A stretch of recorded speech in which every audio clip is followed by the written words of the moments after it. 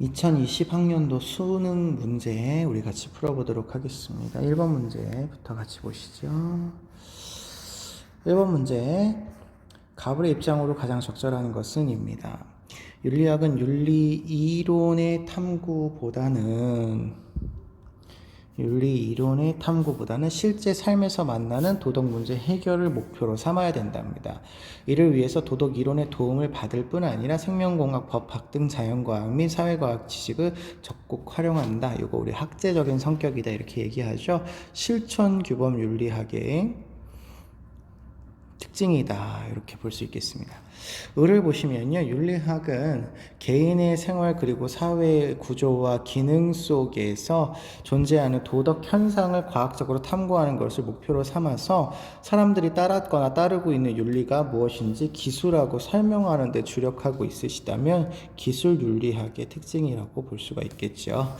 자, 1번 규범 윤리학이라면 도덕 관행의 발생의 과정을 인과적으로 서술한대요. 이거는 금방 얘기한 기술 윤리학의 특징이죠. 서술하는 게 아니라 도덕적인 판단을 내리셔야 되겠죠. 2번 윤리학은 구체적인 삶의 도덕적인 딜레마, 문제를 해결해 주는 것을 중시한다. 그렇죠. 실천 규범 윤리학의 특징이네요. 3번 윤리학은 당위의 관점에서 이상적인 덕이 무엇인지 모색한다. 이상적인 덕이 무엇인지 모색하는 건 덕윤리의 관점인데, 덕윤리는 그러면 규범 윤리학 중에서도 이런 규범 윤리학에 해당하는 거죠. 그렇다는 얘기는 당위의 관점에서 서술을 하고 있다는 얘기인데, 기술 윤리학은 당위가 아니라 객관적, 가치 중립적인 입장에서 서술을 해야 되겠죠. 4번 윤리학은 도덕 문제에 응용이 되는 보편적인 도덕 원리를 정립한다.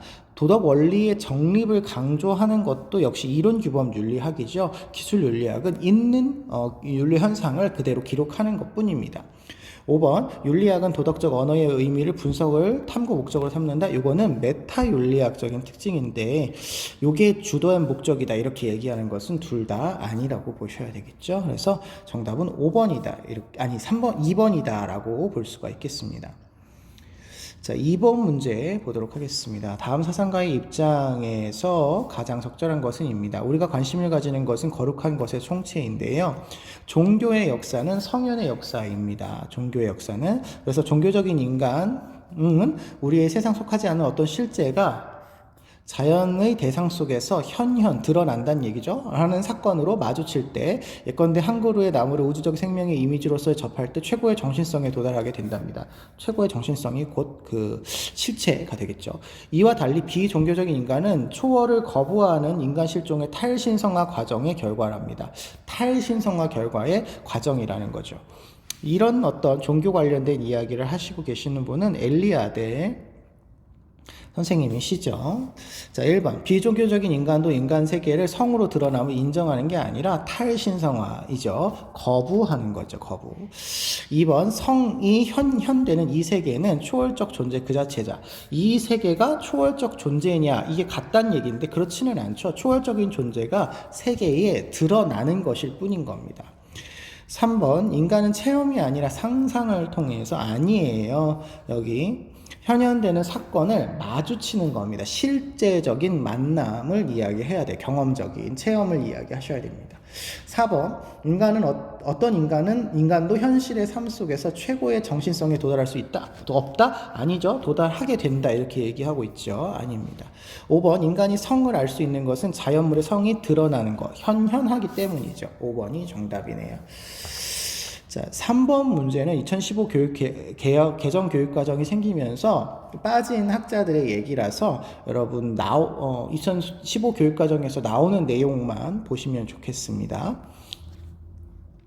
갑을 보시면요, 권력으로 정의된 이익 개념에 기초하고 있는 국제 정치의 전쟁은 국익을 위한 국가의 불가피한 권력 투쟁으로부터 발생을 하기 때문에 타국에 대한 내정 개입은 국가의 이익을 관철시키기 위한 강대국의 외교 정책이다 이렇게 얘기하고 있으니까, 이거는 국가의 이익을 강조하고 있는 현실주의적 관점이죠. 현실주의적 관점이 되겠습니다. 모겐소 선생님의 입장이죠.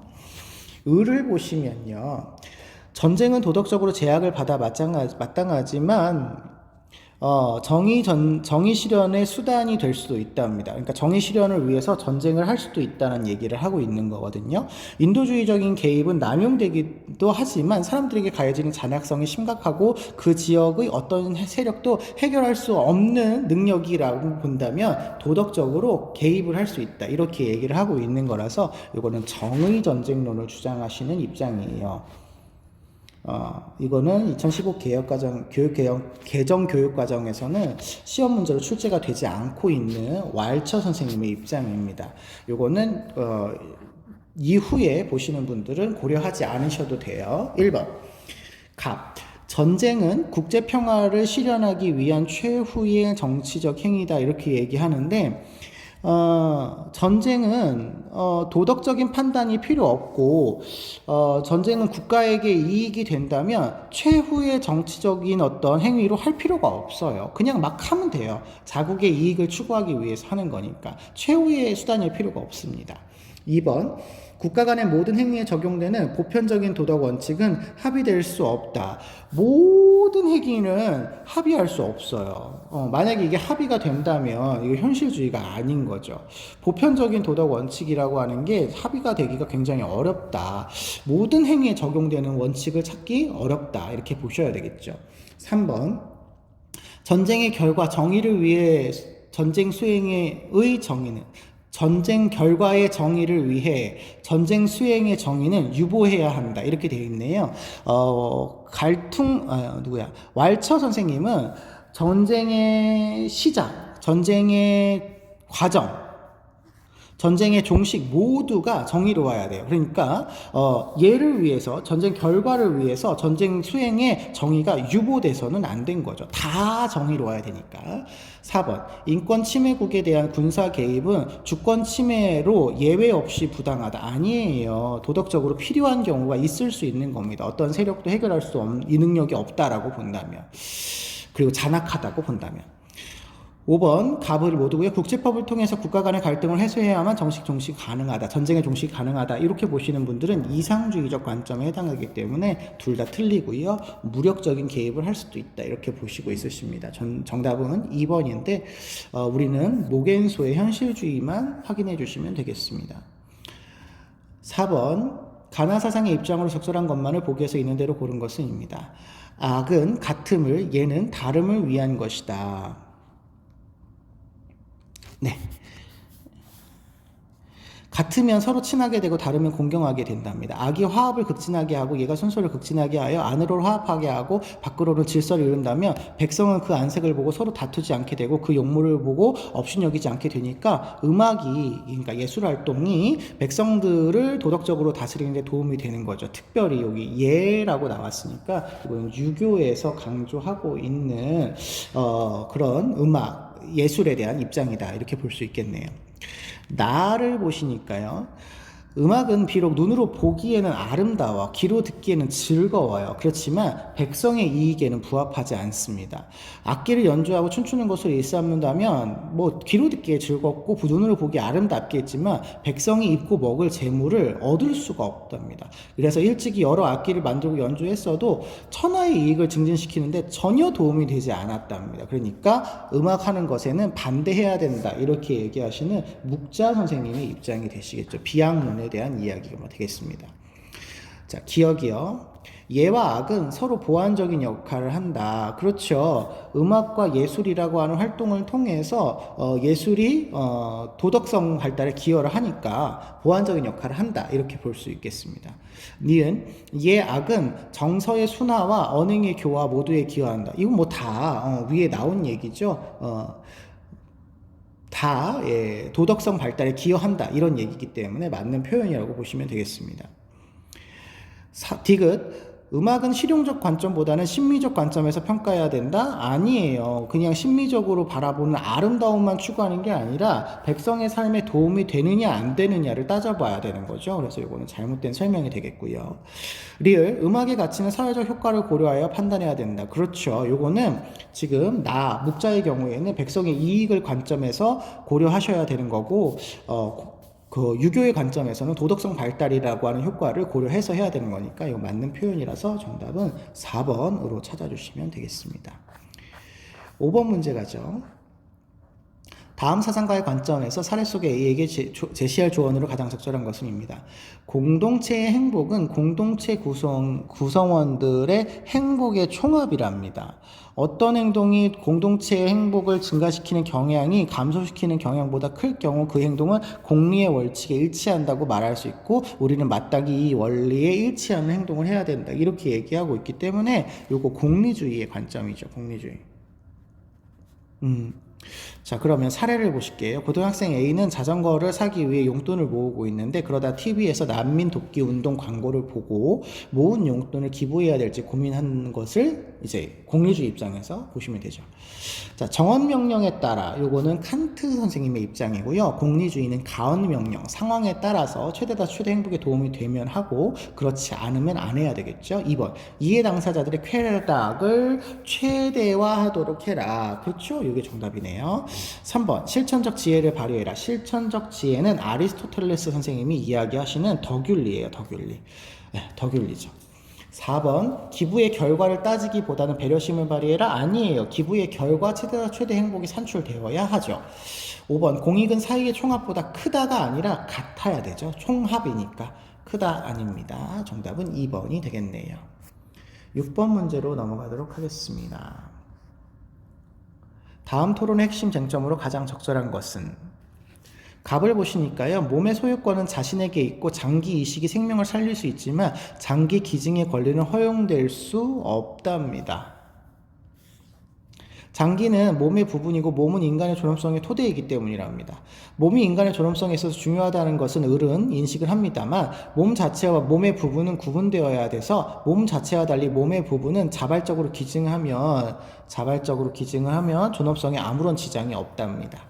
갑을 보시니까 전체도 부분으로 이루어져 있으므로 몸 전체와 몸 부분은 구분될 수 없어서 장기 이식은 인간 존엄성에 영향을 주므로 기증의 허용은 존엄성을 훼손하는 장기 매매의 위험성을 초래한답니다. 그랬더니 을이 물론 존엄성을 훼손하는 장기 매매는 허용될 수 없지만 우리가 가진 몸의 소유권은 장기를 기증할 자기 결정권에 당연히 함의가 있기 때문에 자기 결정권은 생명을 살릴 수 있으며 존엄성을 해치지 않으니까 자기 결정권에 따라 장기 기증을 허용하는 것은 가능하다. 이런 얘기가 되겠죠. 결국에 그러면 내 몸의 일부분을 장기 기증으로 허용할 수 있느냐 없느냐를 지금 얘기하는 거라서 5번이 정답이다. 이렇게 보시면 되겠습니다. 7번 가시죠. 다음 신문 칼럼이 강조하는 내용으로 가장 적절한 것은입니다. 신문, 기업은 고용인과 고용주의 이윤을 추구하기 위한 계약관계로 유지가 되는데요. 기업의 결속력도 서로의 이윤을 창출하기 위해서 생의할 뿐이랍니다. 고용주는 고용인의 충성까지 구매할 수 없어요. 따라서 사회 정의를 해치는 기업의 행위를 알게 된 고용인이 이를 사회에 알리는 것은 정당하답니다. 또한 사회는 고용인에게 기업의 불법행위나 부도덕한 행위를 외부에 적극적으로 알려야 할 의무를 요구할 수 있어요. 고용인은 특정 조직에 속한 개인이 동시에 정의롭고 행복하게 유지될 사회 구성원이기 때문에 그 내부 고발에 대해서 이야기하고 있는 내용이에요. 1번, 고용주는 기업을 사익 추구의 수단으로 간주해서는 안 된다. 아니에요. 사익 추구의 수단이 될 수 있는 거죠. 예, 안 된다. 틀렸습니다. 2번, 고용인과 고용주는 상호 협력과 결속 관계를 형성할 수 없다가 아니라 있어야 되겠죠. 3번, 고용인은 고용주에 대한 신의를 어떠한 경우에도 지켜야 된다? 아니에요. 잘못된 행위를 하게 되면 사회에 알릴 수 있습니다. 어떤 경우에도 아니에요. 4번, 조직에 대한 충성을 포기한 고용인은 그 직을 떠나야 된다가 아니라 조직을 위해서라도 알려야 되는 거죠. 5번, 고용인은 조직에 대한 책무와 함께 시민의 의무, 그렇죠. 여기 나와 있죠. 조직의 구성원이기도 하지만 시민의 구성원이기 때문에 잘못된 것을 알려야 된다. 이런 얘기가 되겠습니다. 정답은 5번이 되겠고요. 2015 교육과정에서는 내부 고발과 관련된 내용들이 문제로 출제가 되지 않았으니까 7번 문제는 많이 보지 않으셔도 될 것 같습니다. 8번, 다음 대화에서 가불의 입장으로 적절한 것은입니다. 국가는 사회적 갈등을 줄이고 공동체의 결속을 강화하기 위해 이민자 이민자의 출신국의 언어, 문화, 사회적 특성을 포기하고 주류 문화의 일원이 될 수 있도록 해야 된다. 그러면 요거는 동화주의의 관점이라고 볼 수가 있겠죠. 을을 보시면 국가는 사회 구성원 간의 조화를 이루기 위해서 이민자의 문화의 고유성을 인정하고 기존의 문화와 대등하게 공존할 수 있는 법과 제도를 적극적으로 마련해라. 이러니까 다문화주의에 해당하는 샐러드 볼 모델이 되겠죠.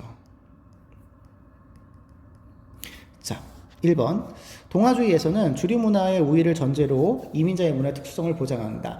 앞에 있는 주류 문화의 우월성을 전제로까지는 맞는데요. 이민자의 문화의 특성을 보장하지 않고 흡수해서 동화되어야 되겠죠.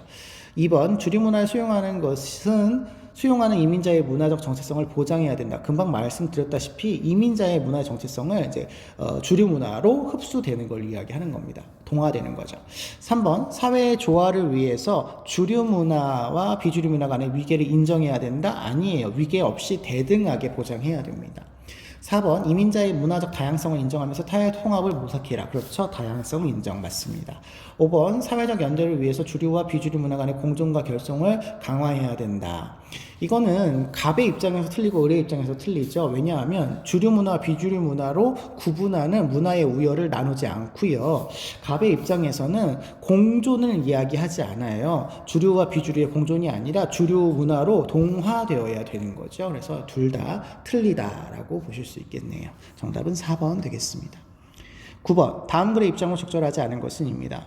옛 성인이 세금 제도와 같은 것들을 만든 것은 백성으로부터 거두어 자기를 복용하려는 것이 아니라 백성들이 모여 살면서 갈등과 투쟁이 생겨 서로 죽이기까지 하거니와 통치자가 법으로 다스릴 평화롭게 해주어야 민생이 평안하게 다스려지기 때문에 생긴 거라는 거죠. 그러나 이런 일은 농사를 지으면서 함께 할 수 없기 때문에 백성은 함께 할 수 없어요. 그러니까 역할을 나눠야 되는 거죠. 수학의 10분의 1을 세로 받쳐서 통치자를 복양하는 것이고 통치자는 백성으로부터 거둬들인 것만큼 백성에 대한 보답도 무거운 것이랍니다. 후세의 통치자는 세금 제도를 만들 의의를 모르고 백성이 나를 공양하는 것은 당연한 것이라고 말하면서 가혹하게 소치하니 백성들도 그 영향을 받아 서로 싸워서 국가가 혼란해진답니다. 그러니까 공직자는 이런 일을 하면 안 된다. 공직자 윤리에 대해서 이야기하고 계시는 정약용 선생님이 되시겠죠. 1번. 공직자는 별도의 생업에 종사하면서 나라 일에 충실해라? 아니에요. 아까 얘기한 것처럼 통치자는 통치자가 할 일만 하면 되는 거죠. 그러니까 이것이 틀린 답이 되겠네요. 2번. 공직자는 자신의 본분에 충실해야 돼요. 민생을 안정시켜야 됩니다. 3번. 공직의 설치는 필수적인 것으로 사회적 역할 분담에 왜냐하면 다투게 되고 죽이게 되는 문제를 발생시킬 수 있으니까 꼭 있어야 되는 거죠. 4번. 공직자는 세금을 납부한 국민들에게 봉사하는 마음으로써 보답을 해야 되는 거다. 이렇게 얘기하고 있죠. 네, 이렇게 보답하는 거다 이렇게 얘기하고 있으니까요. 5번. 공직자의 탐욕과 수탈은 국민의 반목과 국가의 분란을 일으킨다. 그렇죠. 이렇게 얘기하고 있습니다. 정답은 1번입니다. 10번 문제. 가불의 사상가의 입장으로 가장 적절한 것은입니다. 천부적 재능의 분포를 공동의 자산으로 생각을 해서 사람들의 공동의 이익을 가져오는 경우에만 자연적 사회적 우연성을 이용하기로 약속을 한다. 이러한 차등의 원칙은 운명의 우연성을 공정하게 다루는 정의로운 방식이다. 이렇게 얘기하니까요. 롤스 선생님의 입장이죠. 을 분배가 정의로운가는 그 분배가 어떻게 이루어졌는가에 달려 있는데 이는 역사적인 원리에 따라서 과거의 어떤 행위나 상황이 사물에 대한 차별적인 소유의 권리나 응분의 자격을 만들어낸다 이렇게 얘기하고 있으니까 전에 이 소유권에 대한 정당함이 현재의 소유권에 대한 정당함을 창출한다라고 보는 노직 선생님의 입장이 되겠습니다. 자, 1번. 롤스는 정의로운 사회에서 우연으로 취득한 이익은 정당화될 수 없다가 아니라 여기 있잖아요. 이런 경우에 이용할 수 있어요. 정당화할 수 있어요. 그래서 이거는 잘못된 답이다. 이렇게 볼 수 있겠습니다. 정당화될 수 있습니다. 2번. 롤스는 사유재산권, 개인적으로 재산을 가질 수 있는 권리를 이야기하고요. 이 사유재산권은 정치적 자유에 해당되는, 기본적 자유에 해당되는 기본적 자유에 해당되는 내용이기 때문에 기본적 자유에 해당하는 건 평등하게 분배되어야 됩니다. 2번이 정답이네요. 3번 노직은 자연물에 대한 최초 취득의 자유는 제한돼서는 안 된다 되어 있는데요. 최초의 취득을 할 때 자신의 노동을 들이고 다른 사람한테 해악을 끼치지 말아야 된다는 제한이 있습니다. 4번 분배 결과에 초점을 둔 정의로는 소유권을 침해한다고 보죠. 그래서 정형적인 어떤 결과를 위한 그런 분배를 추구하지 않고 절차적 정의를 추구하죠. 5번 천부적 운과 달리 사회적인 운은 도덕적인 관점에서 임의적이지 않다라고 보는데 둘 다 롤스는 임의적이다라고 보고 있어요. 롤스는 이게 틀린 답이니까 이렇게 해야 되겠죠. 천부적인 운이나 사회적인 운은 둘 다 임의적인 거죠. 않다가 틀렸고요. 노직 선생님의 입장에서는 노직은 천부적인 운이나 사회적인 운은 임의적인 게 아니라 그냥 내 거인 거죠. 우연한 거다. 우연하기는 하지만 내 거인 거죠. 그래서 도덕적인 관점에서 이렇게 평가하지 않을 것 같아요. 그래서 정답은 2번으로 찾아주시면 되시겠네요. 자, 11번으로 넘어가도록 하겠습니다. 기억에 들어갈 내용으로 적절한 것만을 보기 위해서 고른 것은입니다. 이제까지 우리는 자기 욕구를 정확하게 파악하고 상품 정보를 충분히 알아본 뒤에 소득의 범위 내에서 가장 적은 비용으로 가장 만족도가 높은 제품을 구매하는 것이 바람직한 소비라고 생각했어요. 이걸 우리가 합리적인 소비라고 하죠. 합리적인 소비라고 합니다. 그런데 오늘날엔 더 절실하게 요구되는 소비는 생산, 유통, 구매 이후에 처리, 재생까지 사회, 환경, 미래 세대를 배려하는 데서 시작되는 소비가 바람직한 소비랍니다. 이걸 우리는 윤리적인 소비라고 하죠. 자, 그러면 합리적인 소비보다 윤리적인 소비를 강조하는 내용을 이야기하셔야 되겠습니다. 1. 기업, 생산 노동자의 권리의 보장. 그렇죠. 이거는 인권을 보장하는 소비니까 윤리적인 소비에 해당된다. 이렇게 볼 수 있겠고요. 니은, 공동선을 추구하는 기업의 제품. 그렇죠. 이것도 윤리적인 소비에 해당되는 거죠. 환경 문제나 이런 자원 문제나 노동 문제 이런 것들이 공동선이라고 볼 수 있으니까요. 디귿, 지속 가능한 소비보다는 현 세대의 이익을 추구해라. 아니죠. 현 세대의 이익만 추구하는 게 아니라 미래 세대를 고려해서 소비해야 되겠죠. 리을, 비용 대비 편익의 극대화를 최우선적 기준으로 하는 소비는 합리적 소비인 거죠. 아이고. 네, 합리적 소비인 거죠. 합리적 소비를 이야기하는 거니까 이거는 잘못된 설명이다. 정답은 기억, 니은 이렇게 볼 수 있겠습니다. 12번 다음 사상가 입장으로 옳지 않은 것은입니다. 인간은 본성상 이기적인 충동과 이타적인 충동을 함께 갖고 태어난다. 여기 좋은 말이네요. 이기적인 충동과 이타적인 충동을 함께 갖고 태어납니다.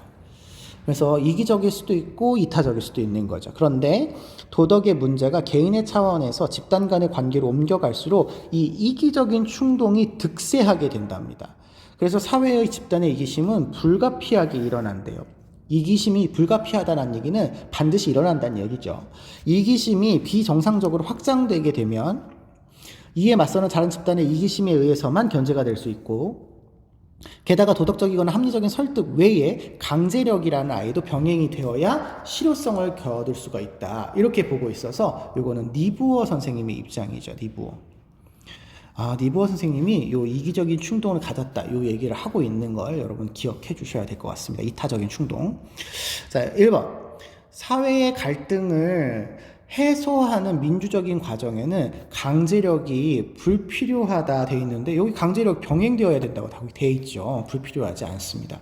물론 이 강제력은 선의지의 통제를 받는 강제력이어야 되겠죠. 1번이 틀린 답이네요.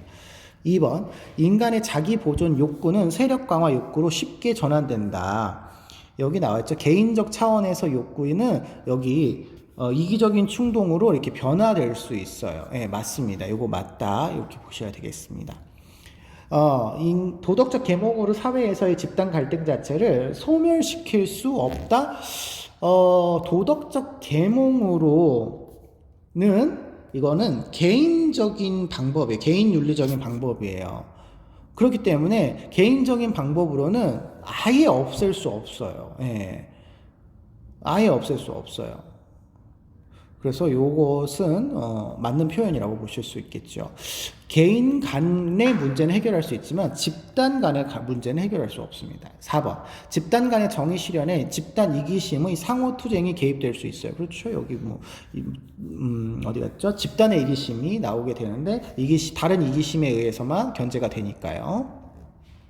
5번 강제력만으로 국가를 보존하고 통합을 유지하는 것은 불가능합니다. 맞죠? 아까 얘기했지만 이게 외예잖아요. 그러니까 이것도 필요하고 이렇게 필요하다 이렇게 얘기하셔야 되니까 강제력만으로는 안 돼요. 그래서 선의지의 통제를 받는 강제력이라는 표현을 많이 쓰죠. 1번이 틀린 답이 되겠습니다. 13번 가불의 입장으로 적절한 것만을 보기에서 고른 것은 입니다. 빅브라더는 소설 속에 존재하는 것으로서 사회를 철저히 장악하는데 정보통신기술이 발달을 하게 돼서 개인은 사이버 공간에서 빅브라더의 감시를 벗어나지 못해 실질적으로 정치 참여의 기회가 줄어들 위험성이 커진다. 감시가 많아진다. 정보가 발달하면 이런 얘기네요.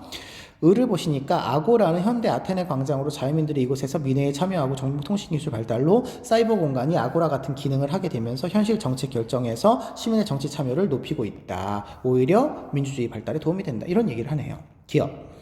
사이버 공간에서는 사생활권과 익명성이 보장이 된답니다. 사생활권에서는 지금 감시가 많아지고 있으니까 완벽하게 보장이 되는 건 아닌 거죠. 니은 정보통신기술은 보이지 않는 방식으로 개인을 통제, 감시하는 거 맞네요. 디귿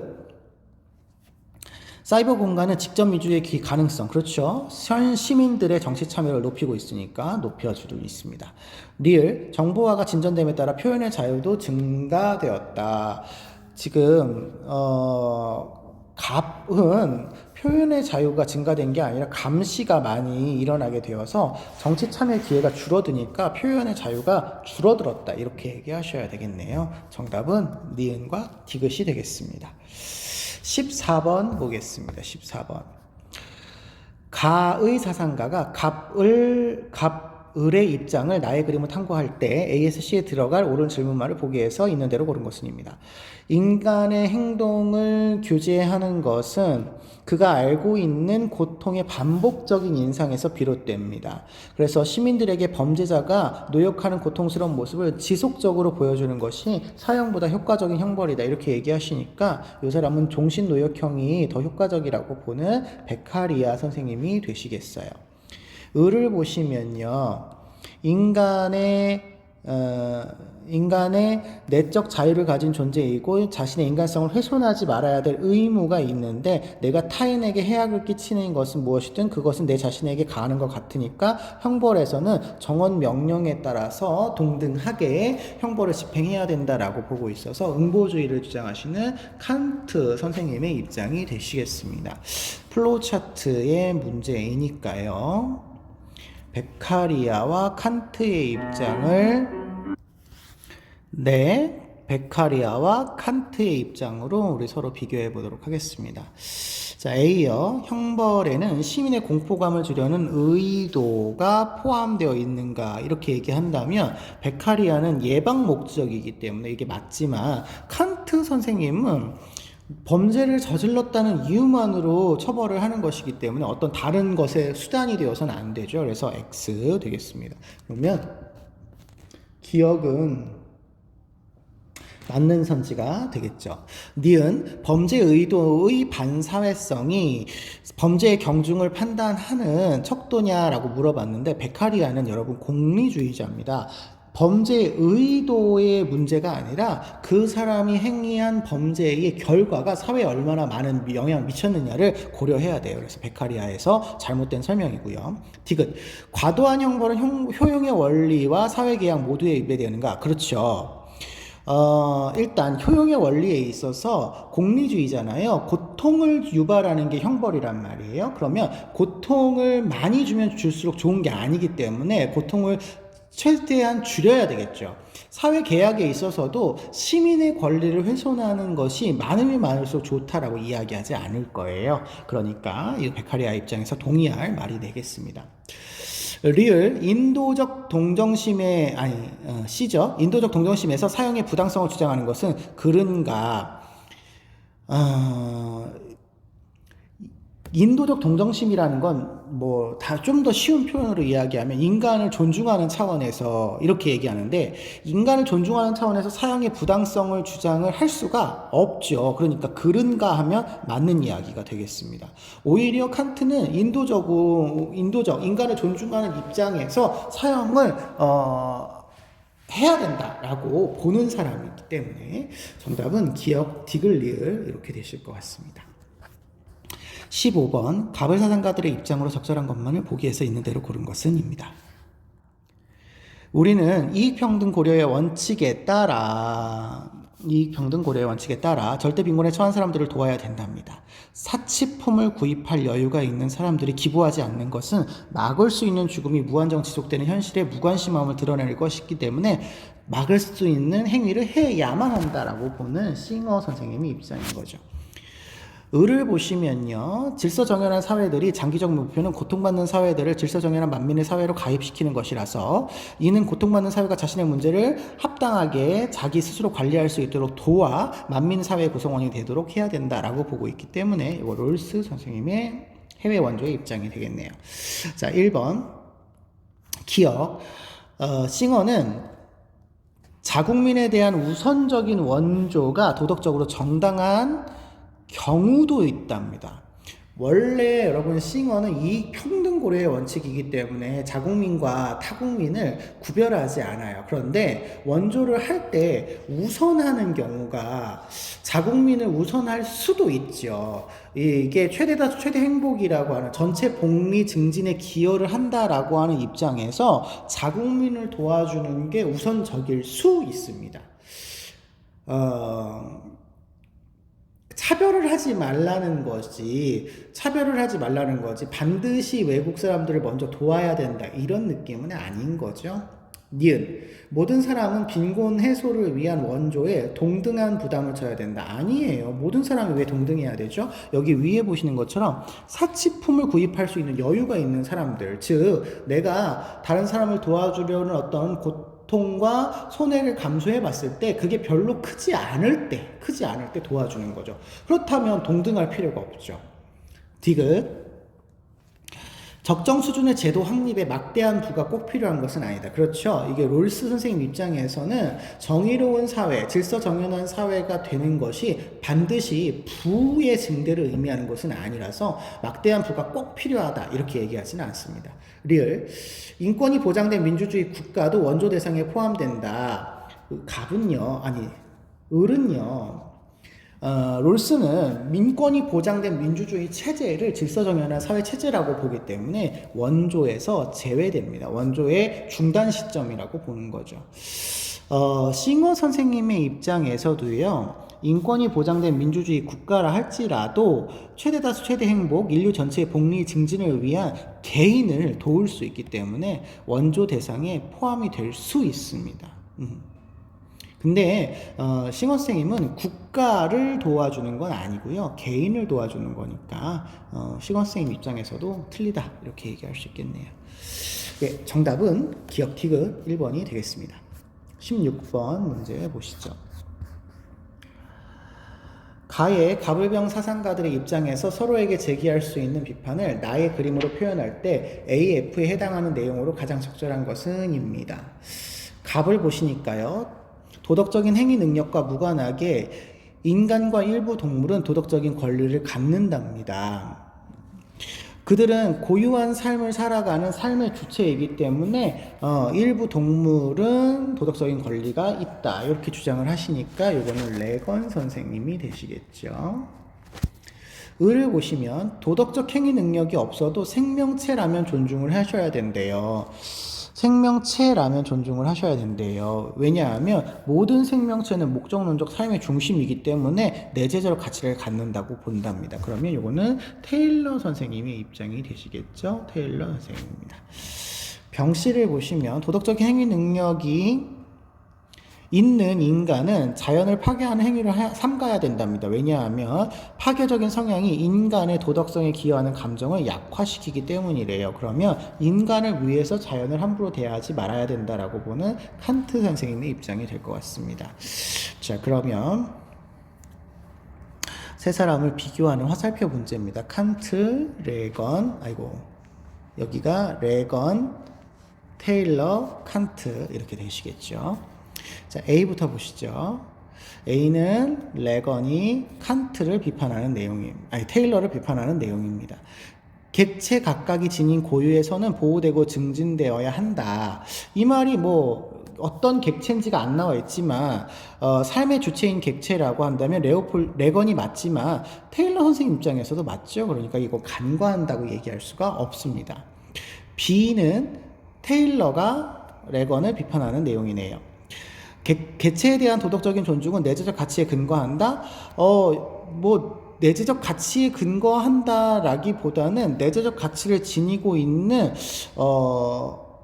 목적론적 삶의 중심인 존재인 거죠. 그렇지만 어쨌든 뭐 이게 만약에 맞는다고 한다면 레건 선생님 입장에서도 맞기 때문에 간과한다고 얘기할 수가 없어요. 둘 다 똑같이 가야 되는 거죠.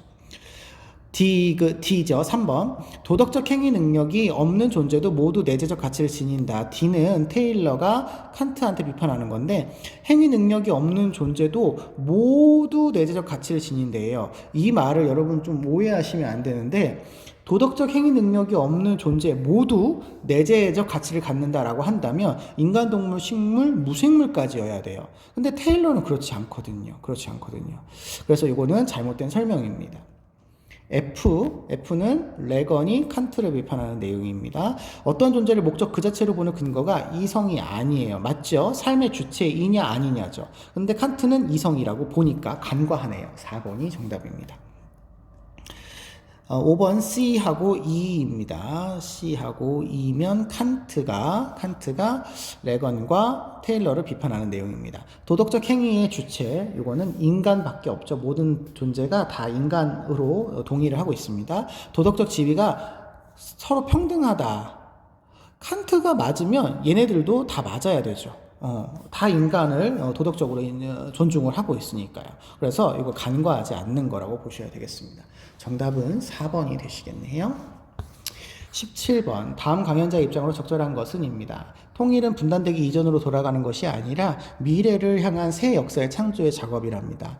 통일은 평화와 민족의 공동평화형, 이산가족의 고통 해소, 그리고 자유와 평등, 신장 등에 기여할 것이므로 통일은 성취해야 되지만 어떤 형태도 통일이 되기만 하면 된다는 통일지상주의를 추구해서는 안 된답니다. 또한 급진적인 방식의 통일은 사회적 갈등과 많은 비용을 초래하기 때문에 급진적인 방식은 안 된답니다. 따라서 통일은 국민적 합의에 기초를 해서 평화적 방식으로 단계적으로 추진되어야 되고요. 이러한 방식은 급진적인 방식의 통일보다 통일 비용을 줄일 수 있고 더 많은 통일 편익을 가져올 것이기 때문입니다. 이런 점에서 문화, 예술 등이 비교적 합의하기 쉬운 분야로부터 교류 협력을 시작해서 궁극적으로 체제 통합으로 나아가야 된다라고 하는 통일 관련된 설명이네요. 1번. 점진적인 평화 통일이 급진적인 평화 통일보다 더 많은 비용을 초래한다. 급진적인 게 더 많이 비용을 초래하죠. 2번. 통일을 위해서는 비정치적 협력보다 정치적 통합을 우선해야 된다. 우선은 합의하기 쉬운 여기 사회적인 부분인 거죠. 3번. 인도적인 측면이 아니라 경제적인 관점에서 통일을 성취해야 된다. 아니라가 아니라 인도적인 측면, 경제적인 측면 모두 고려하는 거죠. 이산가족의 슬픔 뭐 이런 거 다 고려하니까. 4번. 통일은 이유와 방식을 불문하고 성취해야 될 민족적 과업이다. 이렇게 얘기하시는 분이 아까 나왔던 통일지상주의인데 이런 식으로 접근하면 안 된다. 이렇게 얘기하고 있으시죠. 5번. 통일은 민족의 번영과 인류 보편적 가치 구현에 기여를 하기 때문에 필요하다. 이렇게 얘기하시는 게 나오신 강연자 입장이죠. 5번이 정답이 되겠습니다. 18번. 다음 사상가의 입장으로 가장 적절한 것은입니다. 거의 정의로운 사회에서 구성원에 요구되는 가장 중요한 자연적인 의무는 체제 안정에 기여하는 것이라 합니다. 이를 위해서 구성원들은 체제의 불가피한 결함을 똑같이 분담을 해야 된대요. 물론 사회의 부정의가 구성원에게 주는 부담도 과도해서는 안 된답니다. 이 말은 결국에는 롤스 얘기를 하고 있는 거죠. 정의로운 사회를 이야기하는 롤스 선생님의 입장을 이야기하는 시민불복종의 내용이라고 볼 수 있습니다. 1번. 롤스는 공유된 정의감에 호소하는 시민불복종은 공공적일 필요 없답니다. 그러면 뭐 개인적으로 하라는 건데 시민불복종인 부당함을 알리는 목적으로 하는 거기 때문에 공공적으로, 공개적으로 해야 되는 거죠. 2번, 법이 부정한 정도에 따라 시민불복종의 정당화 여부가 달라진다. 그렇죠. 심각한 부정의의 경우 시민불복종을 하게 되는 거죠. 3번, 민주적 권위에 맞서는 모든 위법 행위는 체제의 안정성을 해친다. 아니에요. 2번하고 3번이 같은 맥락인데 모든 부정의가 아니라 일부 심각한 부정의에 대해서 하는 거기 때문에 어느 정도의 위법 행위의 경우에는 체제의 안정성을 그렇게 해치지는 않는다. 이렇게 보겠습니다. 4번, 정의 원칙에 기초한 헌법 하에서는 부정의한 법이 제정되지 않는다. 아니에요. 부정의한 법이 나올 수 있기 때문에 시민불복종이 필요하다. 이렇게 얘기하는 거죠. 5번, 부정의한 법을 준수할 의무는 거의 정의로운 국가에서 존재할 수 없다. 아니에요. 심각하게 부정의한 법에 대해서 시민불복종을 하는 거고, 일부 부정의한 법은 사회의 안정을 위해서 준수해야 하는 거예요. 준수해야 하는 거죠. 그래서 없다 그러시면 잘못된 설명입니다. 정답은 2번 되시겠네요. 19번, 가불 사상가들의 입장으로 옳은 것은입니다. 과학의 목적은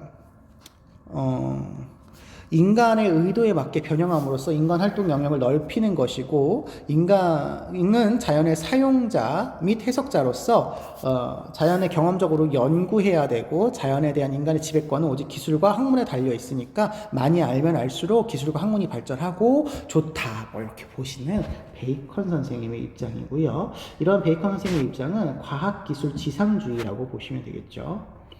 기술 지상주의라고 보시면 되겠습니다. 모든 문제를 과학기술이 발달함에 따라 다 해결해 준다. 이렇게 얘기하시는 분입니다. 그에 비해서 현대 기술의 본질은 기술적인 것이 아니라 어디서나 부자연스럽게 기술에 붙들려 있게 되고요. 최악의 경우 기술을 중립적으로 고찰할 때이며, 이 경우에 우리는 과학기술의 무방비 상태로 내맡겨지기 때문에 기술의 본질에 대해서 맹목적으로 우리가 당할 수 있게 된다. 이렇게 보고 있으니까 하이데거 선생님으로 과학기술에 대한 어떤 성찰적인 태도가 필요하다. 이런 입장이죠. 1번, 베이컨은 관찰과 실험으로부터 유용한 지식을 이끌어낼 수 있어요. 이렇게 얘기하셔야 되죠. 2번, 과학의 목적은 삶의 개선이 아니라 진리 탐구 그 자체다. 아니에요. 실험과 관찰을 통해서 인간의 삶을 개선하는 거죠. 3번, 현대기술의 본질에 대한 자각과 비판적인 성찰. 그렇죠. 이게 필요하다. 이렇게 얘기하고 있습니다. 4번, 현대기술은 인간의 자율적 의지에 전적으로 종속되어 있지 않고 중립적으로 고찰하게 되면 우리는 내맡겨지게 되고 우리는 붙들려 있게 되는 거죠. 문제가 됩니다. 5번, 기술은 수단일 뿐 그 자체는 가치 판단 대상이 아니다. 그러시면 여기 하이데거 입장에서 그렇지 않다고 보셔야 되죠. 과학기술은 우리는 중립적으로 고찰하면 안 된다. 이렇게 보고 있습니다. 3번이 정답이죠. 20번 문제의 경우에는 2015 교육과정에서 빠진 영역이거든요. 친구 간의 우정을 다루는 내용입니다. 그래서 2015 교육과정 이후에 나오는 내용에서는 고려하지 않으셔도 될 것 같습니다. 아무튼 한번 보죠. 오늘은 너에게 참된 우정에 대해서 말해주고 싶답니다. 우정에 대해서 얘기하는 거죠. 너도 잘 알겠지만 인생 길에는 뜻을 같이 하고 고락을 함께하는 친구가 꼭 필요한데, 누구나 친구를 사귀지만 모두가 참된 우정을 나누는 것은 아니랍니다. 우정은 사람됨에 따라 격이 달라지는데, 옛사람들이 이를 군자의 우정과 소인의 우정으로 구분을 해서, 소인이란 이익을 좋아하고 재물을 탐하는 사람들이기 때문에 이익이 될 때 잠시 서로 벗이 되는데, 사실 속임수 뿐이라서 이로움을 보면 앞을 다투고 이로움이 사라지면 소원해지며 심지어 서로 해치기도 한답니다. 그 대신 군자라고 하는 사람들의 어떤 모습은 도의를 지키며 명예와 절기를 아끼는 사람이기 때문에 사귀면서도 도가 같아서 서로 도움이 되고 마음이 같아서 함께 주어 오래도록 참된 우정을 나눌 수 있게 된답니다. 그러니까 참된 우정에 대해서 지금 얘기하고 있는 유교적 관점을 설명하는 거고요. 1번, 참된 우정을 위해서는 자신의 인격 수양이 필요하다. 그렇죠. 내가 도덕적으로도 훌륭한 사람이 되어야, 군자가 되어야 되는 거죠. 2번, 소인의 우정은 물질적인 이해관계에 따라 그렇죠. 수시로 변하고. 3번, 가까워질수록 서로 뜻을 존중하고 권면을 해야 되는 건데, 해야 되는 건데 삼가라 했으니까 이게 잘못됐네요. 해야 되는 거죠. 군자랑 우정은 올바른 신념을 공유하면서 호혜적인 관계, 상호 도움을 주고받는 관계. 5번 이익에 기초한 우정은 잠시지만 도의에 기초한 우정은 지속된다. 그렇죠. 이익에 기초하게 되면 소인이니까 잠시 이익이 될 때 이렇게 되는 거지만 군자의 동은 오래도록 참된 우정을 나눌 수 있게 되는 거죠. 그래서 정답은 3번이 되겠습니다. 2015 교육과정이 개정이 되었으면서 빠진 부분들은요, 준비하는데 도움이 안 되는 부분들이니까 참고하지 않으셔도 되겠습니다. 여기까지 보실게요.